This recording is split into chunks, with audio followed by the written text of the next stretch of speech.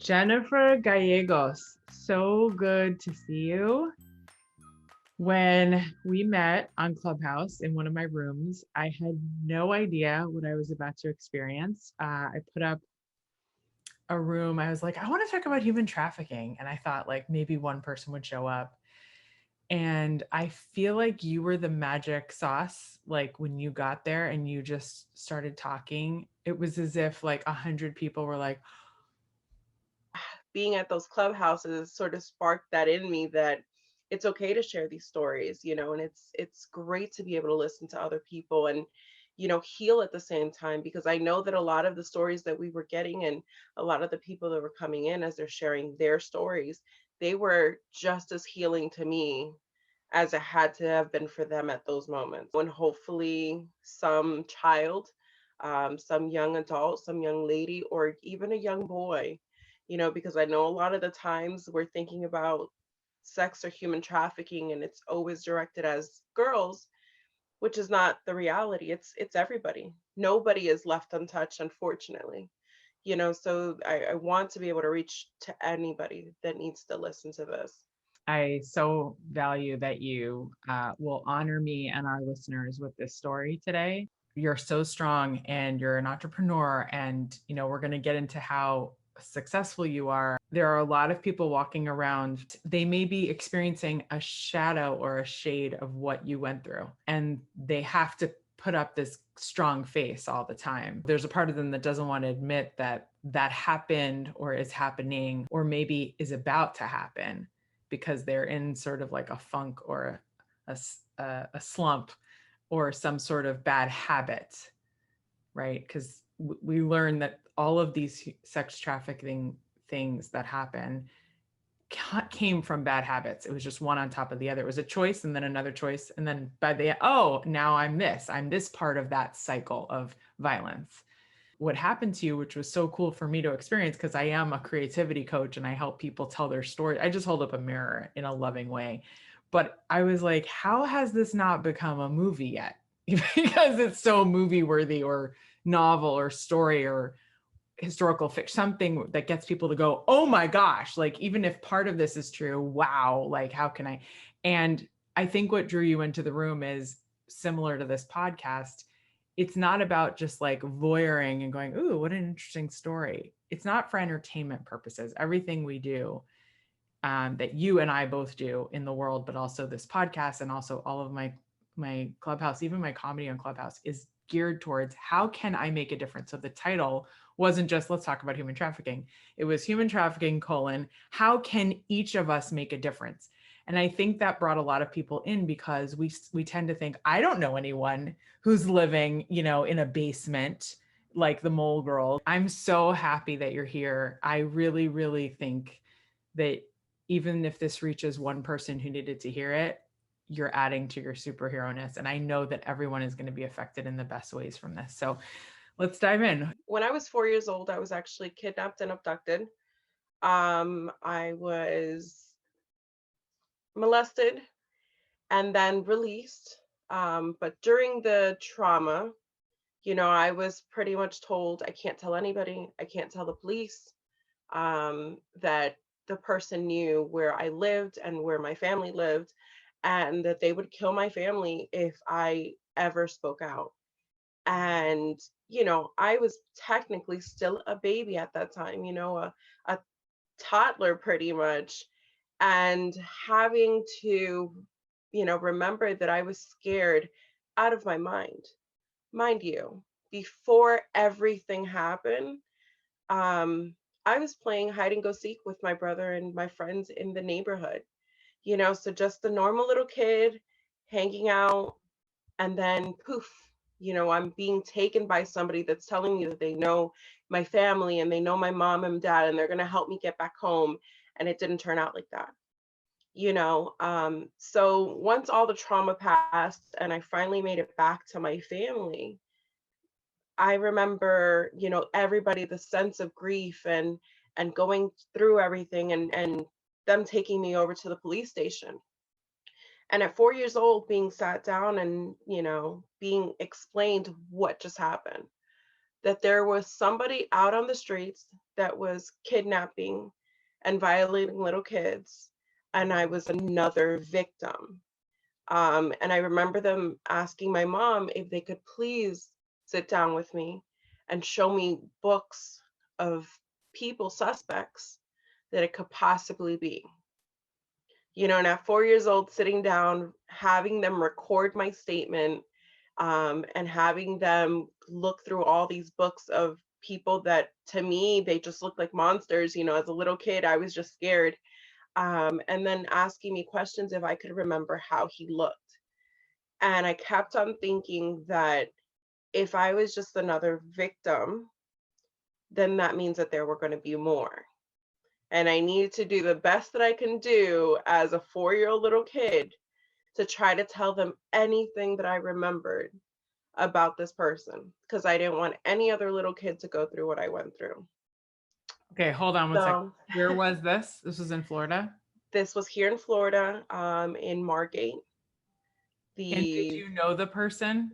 No, But they were following you enough because they knew your family and they just said, I know your family. they just said that. So obviously they targeted a complex that had a lot of kids outdoors, and they just said it to scare me. And at 4 years old, I'm going to believe whatever a grown adult is telling me, obviously. And how long were you taken for? I was taken for 24 hours. And then they brought you back home. Then they told me that they were going to leave. And once they left, I could walk out of where I was at. And it was... So I was left in a back room. They closed the door. They gave me a time limit, very set instructions, and told me that once I didn't hear anybody anymore, that I was free to leave. And when I walked out of where I was at, I was actually in a empty apartment that was in the same complex that I lived in. So I wasn't far from my house, but I didn't know that. Sorry. So at 4 years old, I got to wander outside of this apartment and run back to my family that obviously was searching for me. The police were searching for me, and just scared, and not knowing what just happened or how to even explain this to them, that, I was missing. I didn't know at that time that I was even going to make it back home to my family. I just knew that there was a stranger that I was with and I was being hurt. And you were 4 years old. And what do you think gave you that awareness? I don't know many other little kids that age that would say, I have to pick out this person. I have to find this person so that it doesn't happen to someone else. I just wanted to be strong. I wanted to be a strong little girl. And that's what my mom kept on telling me, and even the police officers would remind me that, I'm helping other kids, and just to help them, and that they're going to protect me. And I kept on thinking, I'm going to help. I'm going to be a strong little girl and help and do what I can. And just, I was gung-ho about that. I really wanted to help these police officers stop this bad man. However, I had to do it, and I kept on just remembering everything that I possibly could about him, what he told me, what he looked like. And I remember them asking me, did he have any markings on him? Was there anything, special about him that you would remember, his clothes? And I just kept on telling them more and more about what I could remember at that moment, going through everything, like, where in the room was I at, but obviously at 4 years old, you're trying to just, you're learning how to speak still. So the vocabulary is not even there. But I did my best, and a few days after everything, they were able to capture him. And they were able to charge him with all the kidnappings and rapes of all these other kids from the neighborhood. And, I think that just being that young and knowing that I helped let me continue to live my life as a kid, but it definitely was scary and traumatic. And I didn't trust myself around a lot of people for a very long time. So with kids that are going through this, obviously, it, the trust in adults is being taken from them, you know? It's the trust that they're not safe when they walk outside of their house. The trust that they're not safe playing, in a park or in front of their neighborhood. They're not safe. And that is a scary idea. Um, but I was able to continue. I had my older brother and he was always with me. And even that was a healing because at the beginning, my brother is 4 years older than me. And he almost felt like he let me down, because we played hide and go seek and everybody went the opposite way and he left me alone. And I remember that when I ran home, the first person I saw was my brother, at 7 years old, looking for me. So um, we've always been close, but it was really hard. It's trauma like that doesn't affect just the child, it affects the entire family. My mother and father thinking that they couldn't protect me and that, I was hurt and now I'm, not damaged, but now I'm traumatized. And I remember looking at my mom and my dad's face and it looked like they just wanted the earth to just open up and swallow them because they didn't know how to console me or what to even do, and little bit by little bit we got through it and life just kept on progressing as everything happens. We go through trauma and it's a period of adjustment and then we continue to live with life and go on. And unfortunately for me, that was just the beginning of the traumas that I would endure in life. But I think that each and every trauma wind up making me stronger. Um, Unfortunately, a few years after that, just around 7 or 8 years old, I was then molested by a uncle in my family. We had just lost my mother's brother. It was very traumatizing. He was very close to all of us, and we had a lot of family around during the funeral time. And, there was just this one uncle that he could not control himself. And he decided that Was this your mother's other brother? Like he had just no. lost a So brother? he's a great uncle. Okay. And he decided that he was going to, just, I was his little doll and made me very uncomfortable. And I knew that it was not okay. And going through what I had already went through, I knew that it was not okay. And I mean, I instantly like removed myself from it and I got very awkward and I got very quiet. And, I remember my family thinking a lot of times, like, why is she sitting by herself? And, you know, why isn't she with the family? And I just did not want to get close to anybody, because I was so scared to say anything because now this is in, the family. And how do you say something that I know is going to hurt so many people? Was And it just I one decided, occurrence or did he do it over and over again? no, it was at one occurrence. And I mean, I instantly pulled away and like got to a safe place. And from there, just started getting very isolated. And then maybe a couple of, I think it was like a week into, after everything happened, that I decided that I needed to say something. I needed somebody to know because I wasn't safe. And already feeling, already knowing what it meant to not be safe, I needed to make sure that I had an adult that actually loved me and was going to protect me, and I needed to be safe. So at that time, I actually spoke with my stepdad because he was not part of my family, part of that family. And I knew that if I told him that he would believe me and he would take care of me. And I sat down with him and I explained to him what happened. And I remember instantly him saying, "This is not right. We're going to do something about this right now."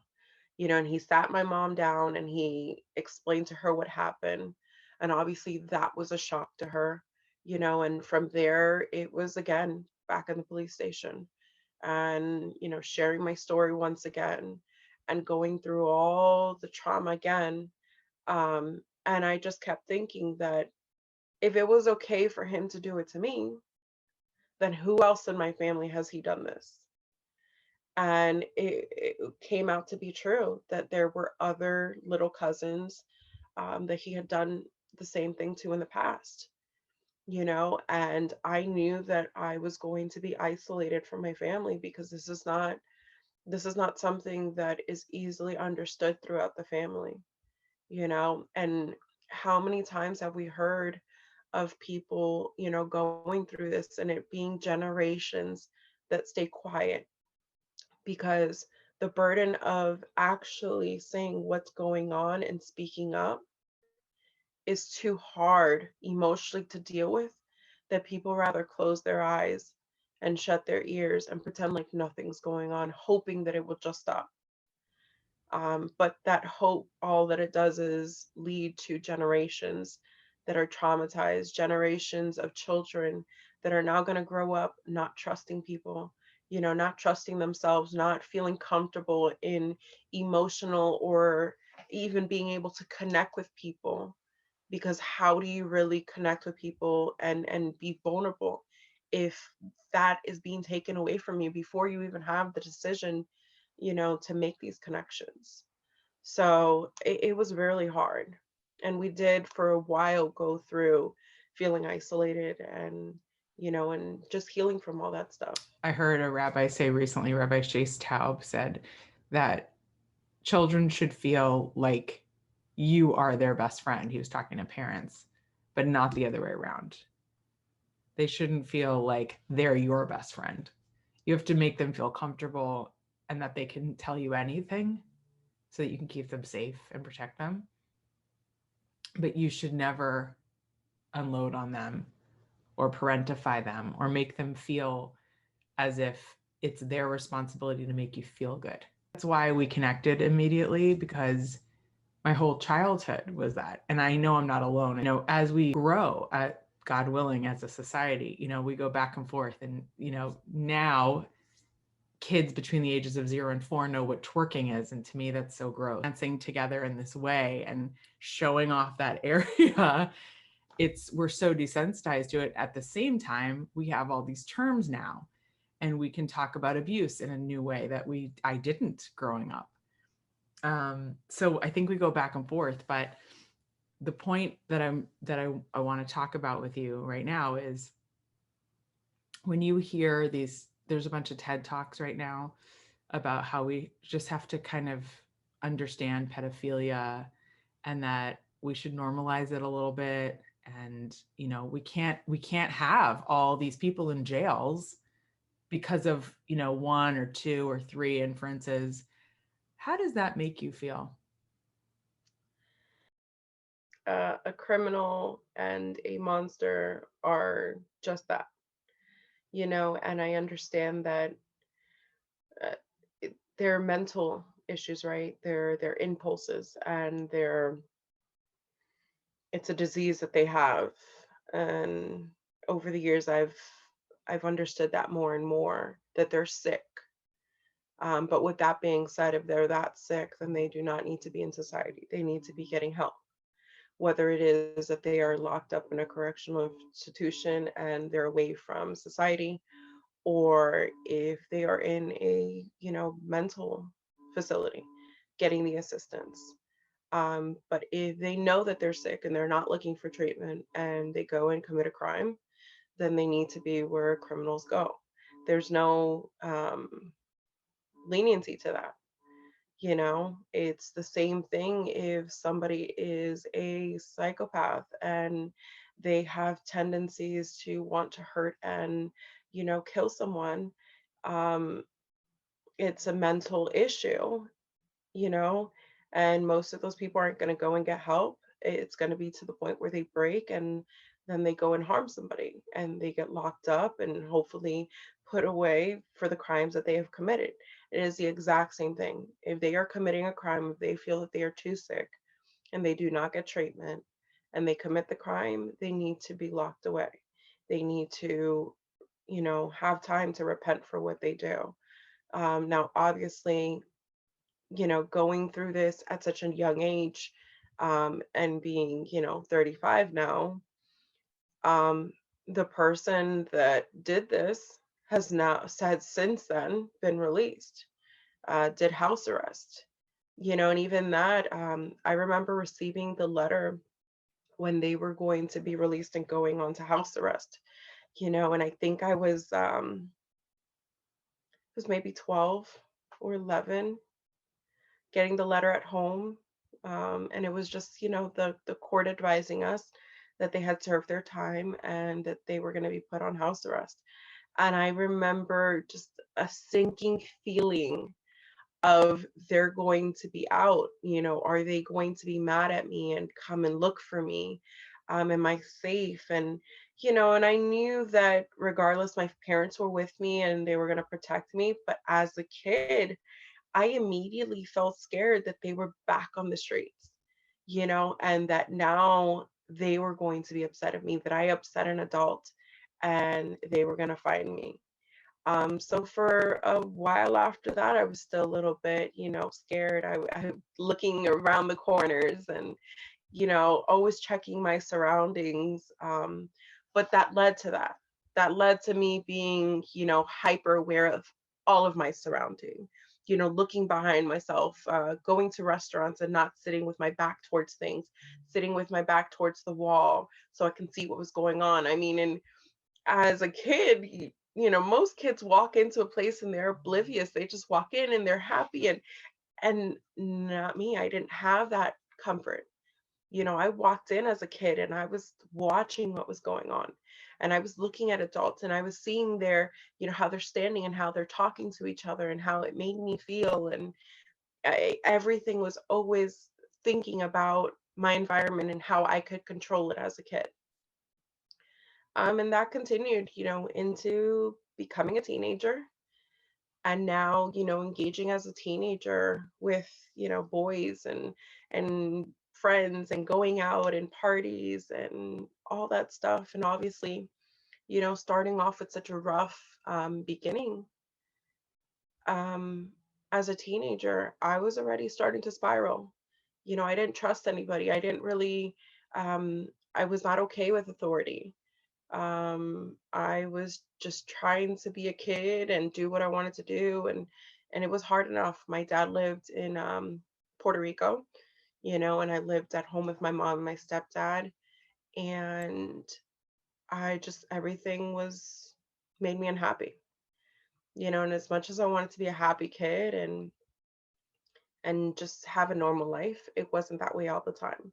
And it was a lot of pressure of being the best that I could be. And, it was pretty much a military household.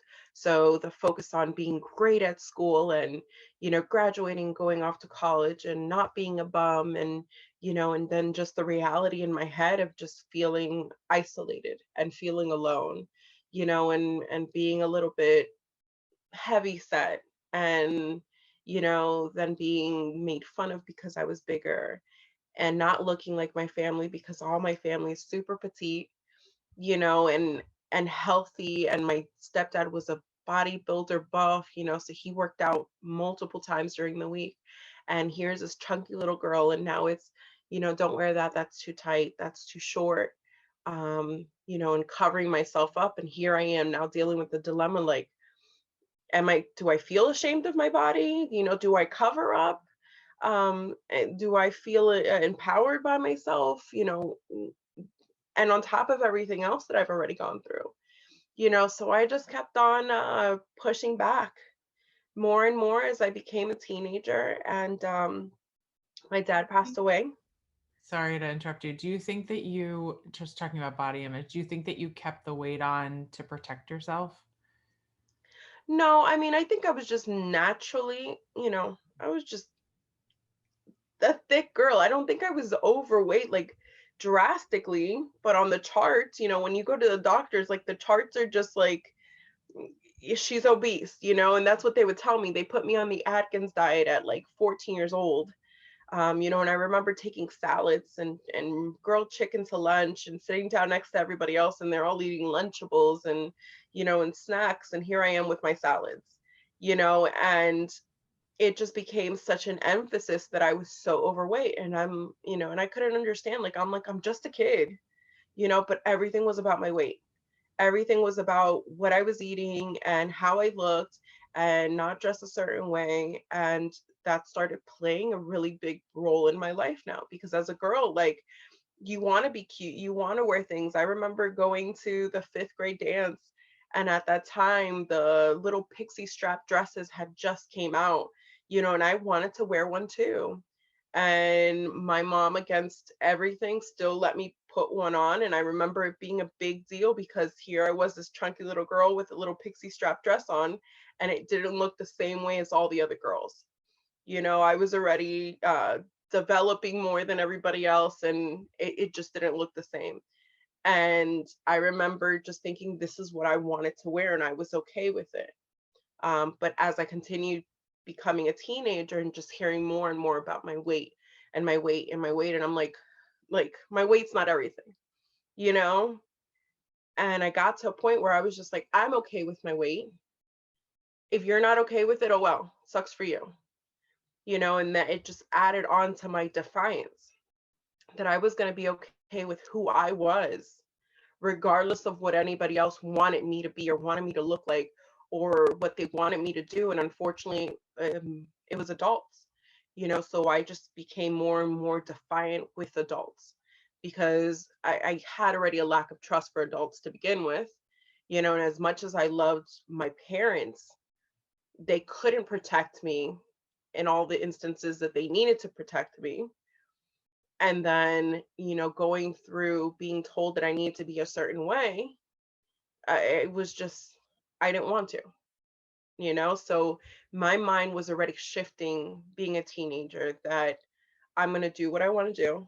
I'm going to dress how I want to dress. I'm going to act how I want to act. And if they don't like it, oh well.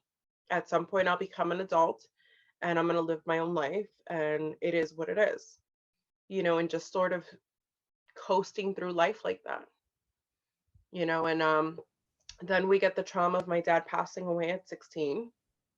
And that sort of just put a dagger right through the little bit of the heart that I had left, holding on, and made me completely spiral, because a person that was just to me my everything, even though I didn't live with him, um, he's gone, and I spent so many years trying to uh, get to live with him and get to spend more time with him. And I would go every summer. My mom would make sure to send me every summer over there. But I never felt like it was enough time. And even when I was there, I didn't get to spend that much time with him. My dad was um, a very big alcoholic, and he would work and he would come home and see me for a little bit and then go out partying. And I remember being a little kid and waiting on the patio for my dad to get home at whatever time of the night or day he would get home, just so I can see a glimpse of his face, just so I can see him for a second, even if it was just him saying hello to me and going to sleep.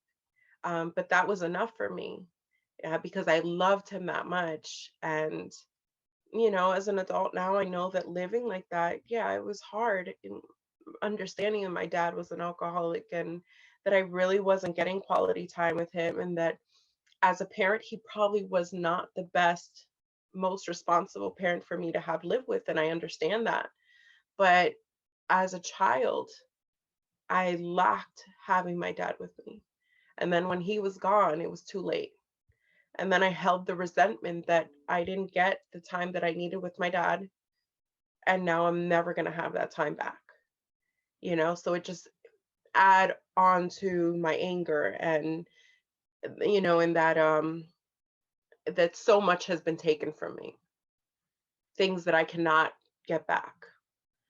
So that put me into an even bigger spiral.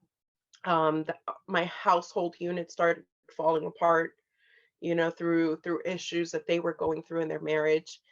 And just around 17, I had to make the decision that it was probably best for me to move out the house and live on my own and finish up high school, because I couldn't be responsible for myself and for my parent.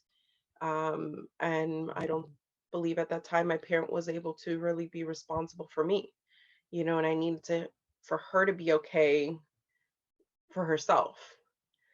So I did just that. I moved out. Um, and continued, worked on trying to finish up high school. To me, it was still a big deal to finish high school because on my dad's side of the family, a lot of them never graduated from high school. They didn't even finish, middle school. And I wanted to make sure that I walked the stage. I knew that if I didn't finish high school, that I was going to have an even harder life than I can ever possibly imagine. And it was very difficult for me, going through the last couple of years of school, with really no support and just getting through life, and feeling absolutely alone. And I remember having amazing teachers, and an amazing principal that would make sure that I had lunch money, or that I went on field trips and got to live, do things as a kid and enjoy things of high school that were going to be memories for me. And here I am, going on field trips or, senior prom night. Um, and I didn't want to go to prom. I felt like that was just so beneath me. Like, let the kids enjoy that. But I have serious responsibilities, and once school's over, I've I'm already dealing with my responsibilities. So it's not like I'm waiting for the end of school and yay, we get to start being adults. No, it was already here. It was now. So for me, I didn't want to go to a dance. I didn't see any purpose of it. And to my teachers, it was a big deal that I was there and that I enjoyed it and that I had those memories of being a teenager, even if it was just for a few hours. And I remember them convincing me to come because they said that they needed help. So I was always of service. That's where I felt more the comfortable. If I could be of help for anybody, I felt like people needed me, and I wanted to be needed because I feel like everything else in my life, I never fit in. So if I can help out, I was always there. So they told me they needed help with setting up and and tickets and stuff like that. And I was like, okay, I'll come and help. I'm not going to attend, but I'll come and assist. And they tricked me into putting on a dress because they said if I was going to be there to help, I at least need to dress up because it is formal. And one of my teachers gave me this beautiful gown to put on. And by the time I got there, that I'm like, okay, where do I help? They were like, we didn't need you to help. Everything's already taken care of, but your friends are over there. Go and have fun. And I did. I had a great time. I'm glad that I did not miss it. And I'm glad that I had people that loved and cared about me enough to make sure that I was going to have that memory. Um, so I was grateful for these people, these adults that were in my life that were there to take care of me and just make sure that I stayed on the path to Do you still keep graduating. in touch with them, those teachers? I do. I do. Every couple of years, I'll reach out. I don't live that far away from the school that I graduated high school from. And I'm actually been trying to get my daughter in so she will be a legacy going into the school for high school. So it's, I stayed around in the area. Um, but it gave me some sense of hope having them around me, I can relate and to that. The adults in my life were my teachers. And like you, I went to public school and I'm so grateful. People put down public school, but I'm telling you, some of those teachers are the heroes of the entire world. they're superheroes. They really are.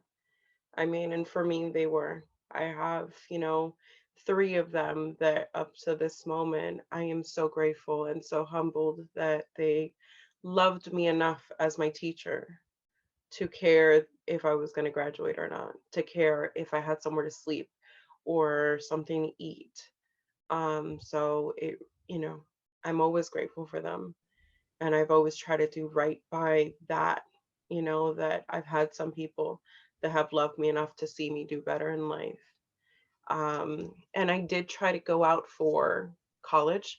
I actually auditioned for AMDA in New York. I was really big into performing arts. But unfortunately, because everything was so hard, my grades weren't where they needed to be. And I remember being at the auditions and them telling me that if it was just based on talent, I would have a scholarship right then and there and be ready to go. And they just needed to wait for my GPA to come in. And I remember getting the letter, telling me that unfortunately my GPA was way too low. And, there was an opportunity for me to re-audition in the springtime, but I had to attend a couple of classes and get my GPA up, going to college and getting a couple of grades up. And then I could re-audition. And I just remember thinking, this is never going to happen. This was my one shot to get out of here, and it was gone. And I just kept on working. When did you get into dancing? So it was just a little bit around the time of getting out of high school. So, now you're a teenager, out of high school, hanging out, partying. At that time, drinking underage, hanging out with people that I probably shouldn't have been hanging out with. I was actually drugged and raped and felt so disgusted with myself. Felt so upset that once again, I'm the victim again and putting myself in positions again that I didn't need to be in. Um, and this person I did know. It was a friend of my older brother. And I remember thinking, like, ugh, I didn't want him around me. I didn't want him to look at me. And he would pop up everywhere. I mean, he would pop up everywhere. Um, and being homeless at times, a couple of years later, had to move into a house that he was living at. And I remember just like thinking, like, I just need to close my room and lock my door and stay away from him because I have nowhere else to go. And this was my only option. And I remember at times waking up at night and him being in my room, sitting on my bed, looking at me and talking to me, while upstairs, my brother's sleeping with his wife and his girlfriend's upstairs. And here he is in my room, at 3 o'clock in the morning, and just kept on thinking, like, I'm not safe anywhere. And I couldn't do that either. And I moved back out of my brother's house and back on to living with people and, sleeping in my car and just anywhere that I felt that I could be safe by myself. Um, and then a year after high school, I wind up getting a job offer to go work at a local strip club as a waitress, as a shot girl. And I decided, you know what, anything's better than what I'm doing right now. I need to make more money. I want to save up and go to college. Um, and just to put it in perspective, when I graduated from high school, I went and tried to apply for college.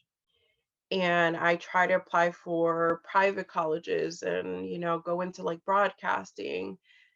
But every time it came down to financial aid, you need a signature from your your guardian, your parents. So in the state of Florida, until you're 24, you are deemed as a dependent of your parents, and they need to sign for you for your financial aid. And I kept on telling them, I'm going to pay it. I don't have parents. I mean, even though I had one parent that was still alive, but there was going to be no way possible to do that. And they kept on telling me that unfortunately they couldn't do the financial aid. And I'm like, well, what's the other option? And they were like, the only other options you have are to become emancipated, or if you have a child, then you become independent at that time. And I'm like, so you're telling me that either I have to go and create a life for you to consider me to be an adult, or go to court and find money and emancipate myself from my parent? Two things that, one, I have no idea how to do, and the other, I don't want to have a kid right now. I didn't want to have kids at all. I didn't want to bring a child into this life. I couldn't imagine bringing a child and having them endure even a quarter of what my life was. So both options were completely off the table. So there was no college for me. There was no support for me. So only a high school diploma. The jobs that I'm going to get are, working in restaurants and very low paying jobs. But it was okay. I kept on working, and then I got offered that job. And I figured I can keep both jobs and save up as much money as possible, get myself a new car, and start going to school. And the job was dancing at a club. The job was waitressing at a club. So I started as a waitress. Rated R club, like a nude. Yep, an adult establishment, and I would go into work and just started getting involved in that culture, and working at night. And, obviously once you're there, everything's a party. Everything's that ambiance, and you're hanging out with people, and, you do create a family within that lifestyle, and so they were my family. And I, at that time, not having too much family around me, I needed something. I needed family. So I was around them. And, as I continued to work, um, there was an opportunity that I had a friend that came in and she needed to work. And she wanted to be a waitress. And there were no other waitress jobs. There was only a dancer job. And I made the decision that I was going to go and be a dancer, and I would give her my job because I didn't want her dancing. I didn't want people, I didn't want her to have to deal with the customers and all that. And I figured I can deal with it. I'm tougher. And I gave her my waitress job, and I moved over and became a dancer. And from there, that was it. I was in that life. And it just kept on going, um, just being in the environment and seeing more and more. And obviously, while I became a dancer, now you start really getting into what that industry entitles, and hearing more about these girls. And now, you're that vulnerability, or that those blocks are coming down, and people are sharing more of their story and what they're going through. And that's when I started realizing that these weren't all just women and girls that were trying to go to college or looking for a better life for themselves, or, in really bad situations. They were people that have been taken away from their homes and put to work. Um, People that are working for men that have them there, and they're in control of their money, and they're in control of what they wear and how long they're working and what they eat, and that they're not free. And I kept on thinking, what? You're not free. Like, you can't just leave from here and go wherever you go. You give your money to somebody. Um, and just, I kept on asking them, like, I wanted them to tell me more. I wanted to understand their reasoning for that, because I couldn't imagine giving somebody control over me. I fought so hard my entire life to make sure that nobody had control over me. If they couldn't keep me safe, nobody had control over me. And now I'm hearing these women tell me their stories, and, that they were just promised the world, promised better life, promised protection. Um, but yet they weren't happy, and they were suffering, and they were broken. And it made me so sad, but we were a family. So we were all so close. And I kept on thinking, I need to figure out a way of protecting them. Let's get this straight. There's a bunch of women working at a club as waitresses. You're there too. You have the same job. Then you switch over to being a dancer. And all these dancers now, unlike you, are giving their money to someone else at the end of the There's night. some dancers that are giving their money to somebody else. So in our everyday sense, a pimp and a hoe, you know? So pimps exist, and they're out there, and they have a couple of girls that, live with them, that they have convinced that they're going to be safer with them. and that they're going to take care of them. And, if they all work together, they're going to have a great life. Um, and these girls don't have anybody. They don't have anybody to protect them. They're out on the streets by themselves, and probably homeless, or have probably left their families, and want this, this picture perfect life that they're seeing on TV and on social media, and want to be wearing the Louis and wearing nice clothes and going on boats, and they're promised all this. And that's not the case.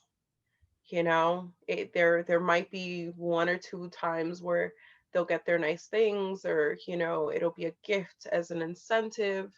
But the reality is that they work, and whatever they make is given to their guy, and he does what he feels like is necessary to be done.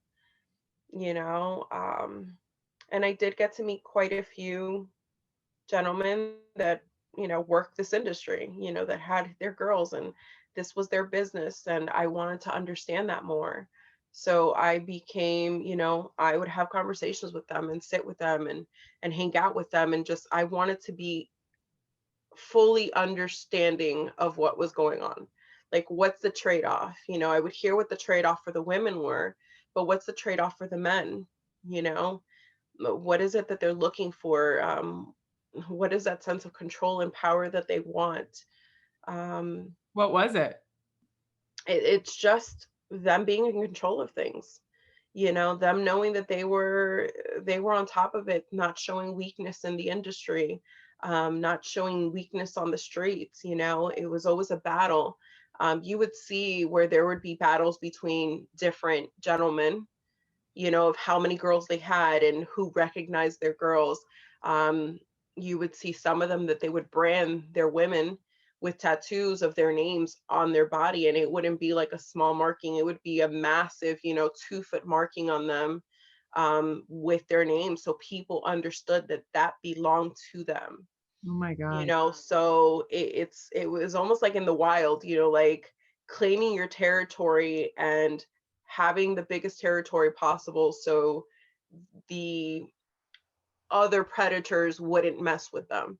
And that's what I would get from it, was just, it was always power, it was always being bigger and And they better. were preying on their insecurities. So as long as the girl showed weakness and I don't have anywhere else to go, well, can you be my daddy or my hero, quote unquote? They would take that power and say, well, you're gonna have to pay me to do that. And so they would take all Absolutely. their money. And so the girls had no money, no autonomy. They drove with them and back to the club, it sounds like, and because they couldn't afford a car. How many of these situations were actually beneficial mutually for both parties? Did you know None that anyone I who? ever saw. Okay. None that I ever saw. And I anyone that mean, worked there, were they like you, where they were just actually trying to make an honest living, so to speak, to make money? yeah, I mean, there's a as Mix, a right? dancer working in that industry doesn't make you a prostitute, but prostitution is our oldest form of employment here. I mean, prostitution comes from the biblical times, so it's something that we can't say that's always going to be eradicated, because it's always existed, so at some point it has always served a purpose. Now, um, taking from somebody and raping somebody, and putting control over them, like, that's where it's the dangerous part of it. But that has always happened. We have always taken people against their will and shipped them off, and made them, turn them into slaves, and turn them into concubines. There, this is something that has existed with humanity. There's so many different versions of it, but Does I that mean think we people, should make it continue just because it's been happening forever? Or no, not make it continue. Obviously, we're trying to end it and we're trying to stop it. But this industry alone isn't what's causing trafficking, right? I mean, people can be trafficked and not be in the adult entertainment industry. People could be trafficked and be pretty much the slaves, or, the maids of the house, and you wouldn't know it. They're in somebody's house and they're out of sight, out of mind. Nobody will ever see them. They're in somebody's basement, and it has nothing to do with the adult entertainment industry. Kids, when they're trafficked, they're not put straight into the adult entertainment industry. Kids, when they're trafficked, they're sent from a house to house, facility to facility, and you don't see them. So let's So get it's back to your story. So you're working at this club, you're a waitress, then you become a dancer, and then how do you get into the house where most of the dancers are? um so by that time I had already created relationships with the people that I was working with, and with their guys, and I get invited to, well, I get asked if I could continuously watch over a certain group of girls. While they're working at any club that I'm working at, watch out for them, make sure that they're okay, make sure that they're not taking, over drugging themselves, make sure that they're getting paid, make sure that they're safe from the guys, and just watch out for the girls. And for me, it was like, I was their guardian angel. I would always just watch their back and make sure that they were okay. It wasn't really about what I was being asked to do by the gentleman. It was more like I could protect these girls and just watch out for them. But that just continued to grow my relationship with their guy, with their pimp. So one day I was invited to, a couple of parties, hanging out with them. And I did. I went out, I hung out with them. Obviously, I had my independence and I had control of what I was doing in my life. But I also knew that their mission was to try to get me. Their mission was to try to get me on board with what they're doing. Um, and to me, everything was such a game. Like everything was like, oh, you guys think that I'm that weak-minded or I'm gonna fall into place, and that's not gonna happen. I just wanted to continue to have access to the girls and watch out for them and be there to protect them if I could. And one day I was sent to one of their locations, one of their houses, to watch out for a few girls, and that we were going to be going out to a party, and I was dropped off and left alone with the girls. So I just pretty much got to house and cleaned up and picked up and just try to help out. There were a lot of girls that didn't even want to talk to me, because there's also a battle between them when now new girls are being introduced to the household, that there's going to be a new favorite. I didn't want to be a new favorite. I didn't want to be anything involved. I just wanted to be there to help out.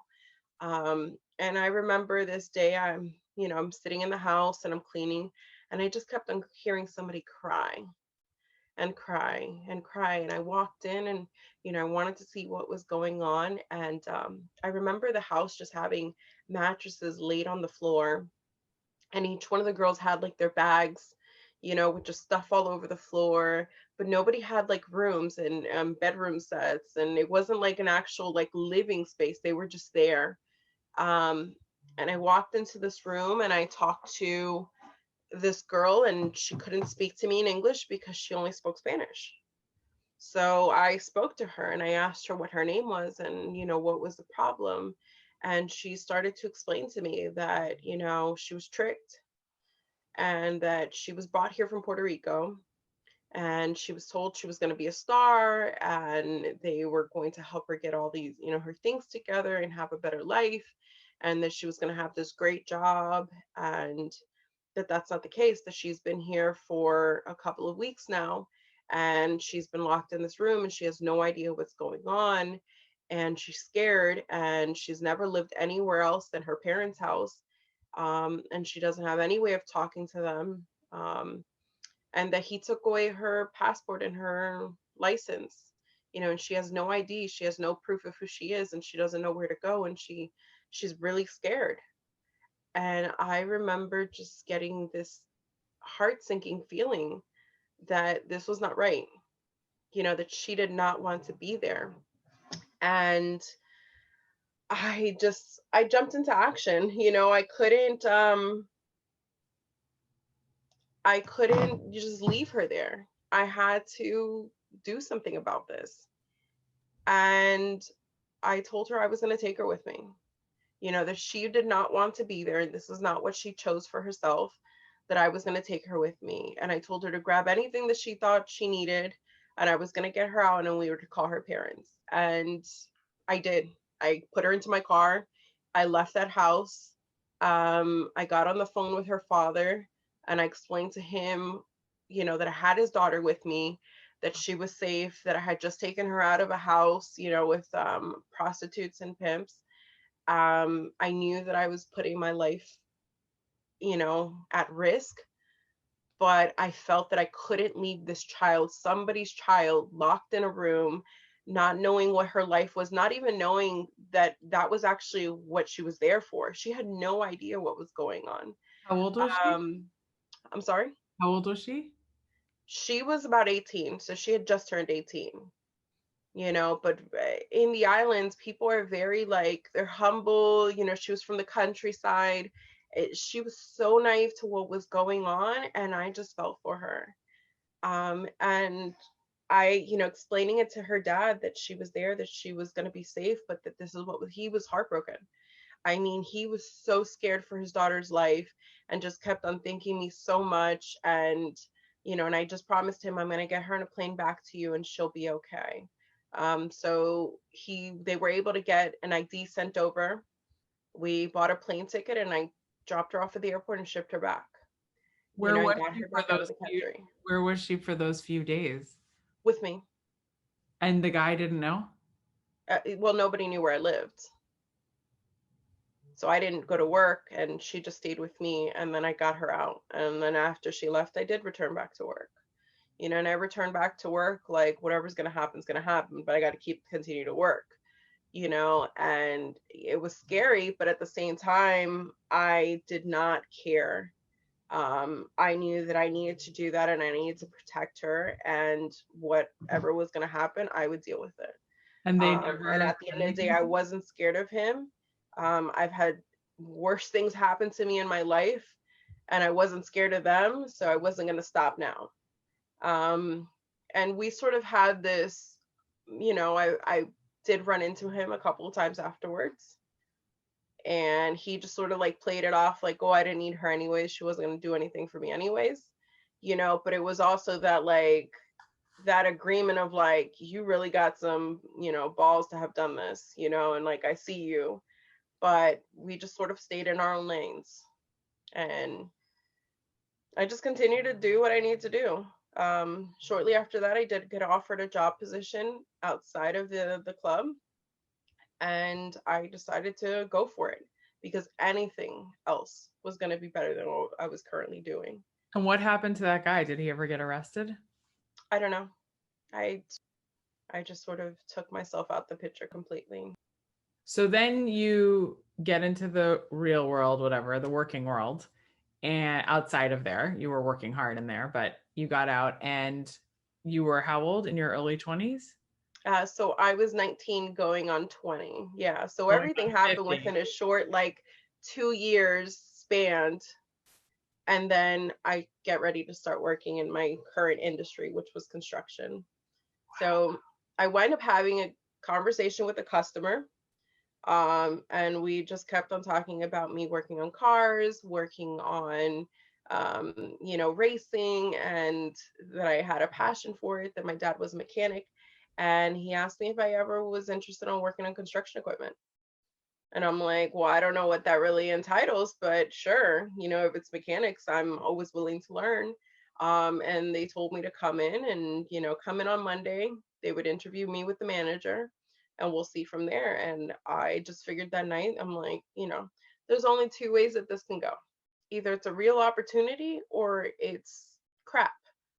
But either way, I'm not going to miss out if it's an actual opportunity. So I showed up, and they were surprised that I showed up. And I sat down with the manager I interviewed, and he just looked at me and he goes, are you sure this is what you want to do? And I'm like, absolutely. If you have an actual job for me, I'm ready. And he's like, you start on Monday, come in on Monday, and we're going to start you entry level, and you'll go from there. And that's how it was. In 2005, I started my career, and I started learning everything about the construction equipment.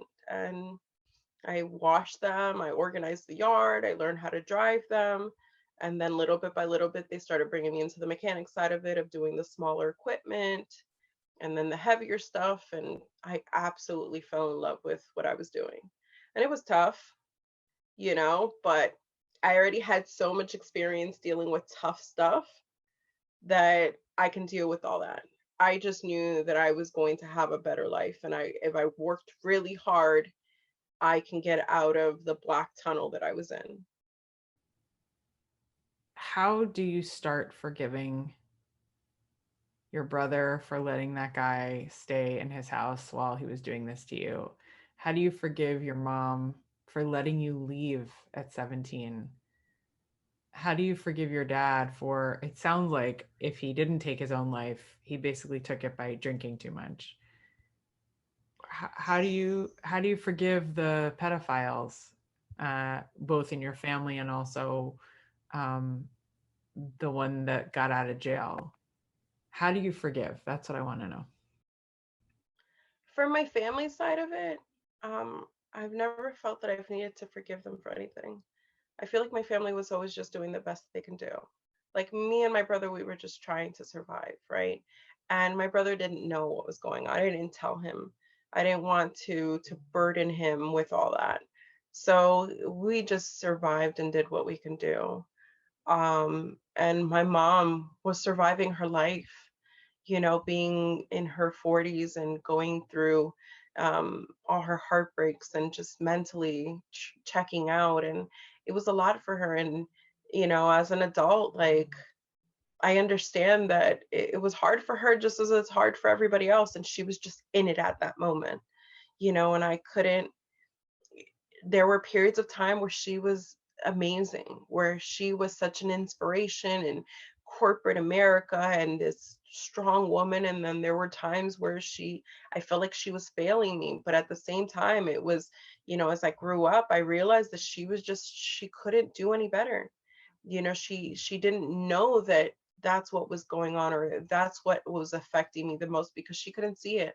Her darkness was too much in her period, that she couldn't do more than what she was doing, and I understand that. And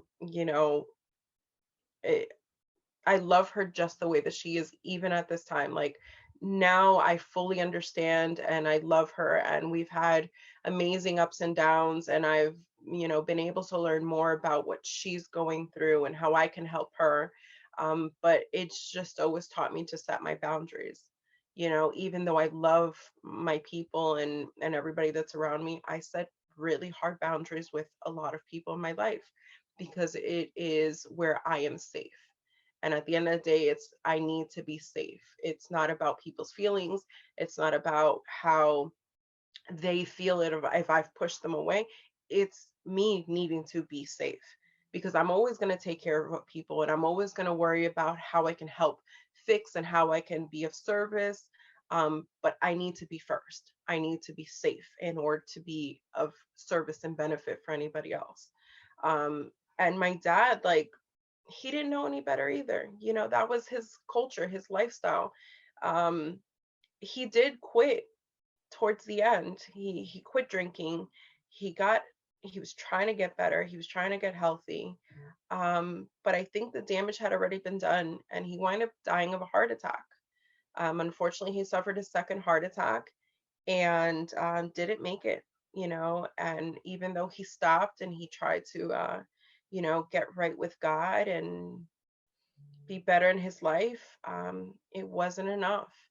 But I was okay knowing that my dad worked really hard the last couple of years to try to be around and try to get healthy. And it was just a shame that he didn't make it. I feel like I felt like he was working so hard to be around and still wind up losing his life. And it's heartbreaking. This has been such an honor to hear your journey. Is there any way people can get a hold of you if they're listening right now? Do you have any books coming out? Is there a way that we can continue being inspired by you and how much you've grown?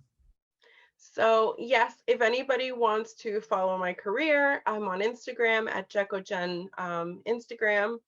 And if anybody wants to reach out, I could be, they can send me an email at lionlegacycoaching.com. I do have my life coaching practice, and I am also involved in the National Association of Women in Construction here in Fort Lauderdale. And I will be the upcoming president for the new year for the chapter. And I'm going to be focusing on a lot of, high school girls and college girls and the next generation of girls that may need to, that don't know that there's an opportunity in the construction industry, may fall into the hole or a gap because they don't know that there's another way out, where they can start working and from there build their career and get back to school, and financially be able to support themselves. What I was going to say, you mentioned a couple times, like that was my only chance going to New York. That was my only chance going to college. I don't think that you would say that today. I think at 17 and 18, based on what you've been through, but I'm glad you didn't become an actor, at least for now, because look how much you've accomplished. And I think I'm right by saying that you did find that you had amazing other opportunities, besides working as a dancer, and maybe would 35-year-old Jen, what would she say to the younger one who thought, oh, this is my only way out? Um, Trust that there are going to be people that come into your life sometimes and that are going to give you a hand, and it's going to be genuine. And even if you come from a place of skepticism where you don't trust that something might be true, don't ever limit yourself. I always take life that I just jump without knowing what's going to be underneath me. And if I fall and get hurt, I can get back up and keep on going. But I'm going to jump because what could be just over the hill might be the biggest blessing of my life, and I don't want to miss it. Whatever traumas that you have, ever dealt with, it's not forever. And you will be stronger. And there are so many blessings waiting for you. You are married, right? I am married. I've been married for 8 years now. I have a 13-year-old daughter. She is the biggest blessing of my life. My family unit is really strong. We have all healed together over the years. And I'm blessed to have amazing friends and organizations around me and just keep on sharing my story and my mission. Well, I'm super uber duper impressed with you. I hope that this is not the last time that we get to work together, and I can't wait to see what else comes for you. Have a great day, Jen. We will be in touch, and thank you so, so much for sharing your beautiful soul with us. Thank you so much for having me on. See